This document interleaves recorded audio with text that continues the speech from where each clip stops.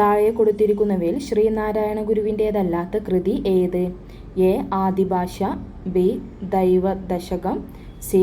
ശിവശതകം, D. Darsanamala.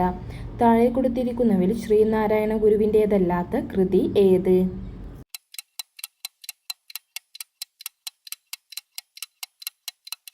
ഉത്തരം A. Adibhasha. Indian സമുദ്രത്തിൻ്റെ ആധിപത്യത്തിന് വേണ്ടി കാർട്ടസ് വ്യവസ്ഥ നടപ്പിലാക്കിയ പാശ്ചാത്യ രാജ്യം ഏതായിരുന്നു?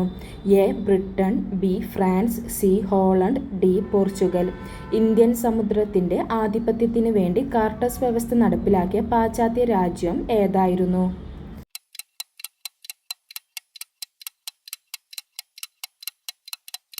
ഉത്തരം ഡി. പോർച്ചുഗൽ.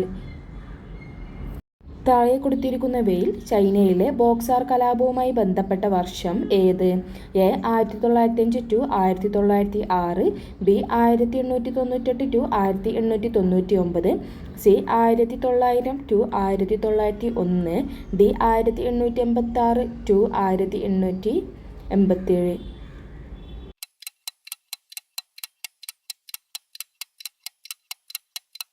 ഉത്തരം സി. 1900 ടു 1901.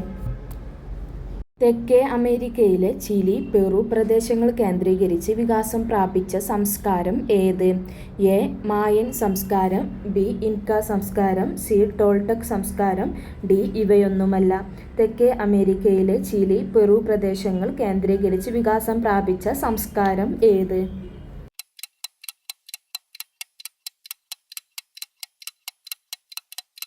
ഉത്തരം ബി. ഇൻക സംസ്കാരം. കോഴിക്കോടിൻ്റെ കഥ എന്ന കൃതിയുടെ കർത്താവ് ആര്?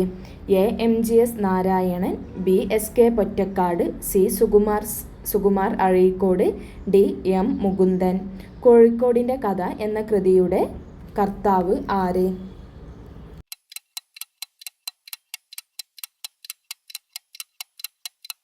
ഉത്തരം A. MGS. Narayanan. Gandhinagar dam സ്ഥിതി ചെയ്യുന്ന നദി ഏത് സംസ്ഥാനത്തിലൂടെയാണ് ഒഴുകുന്നത്? A. Madhya Pradesh, B. Gujarat, C. Bihar, D. Maharashtra.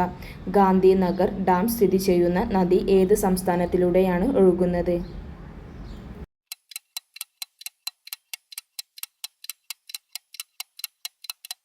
ഉത്തരം എ. മധ്യപ്രദേശ്.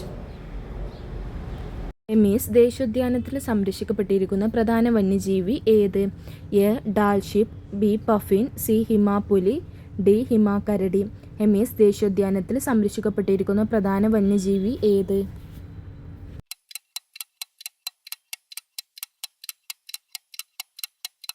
ഉത്തരം സി. ഹിമാപുലി.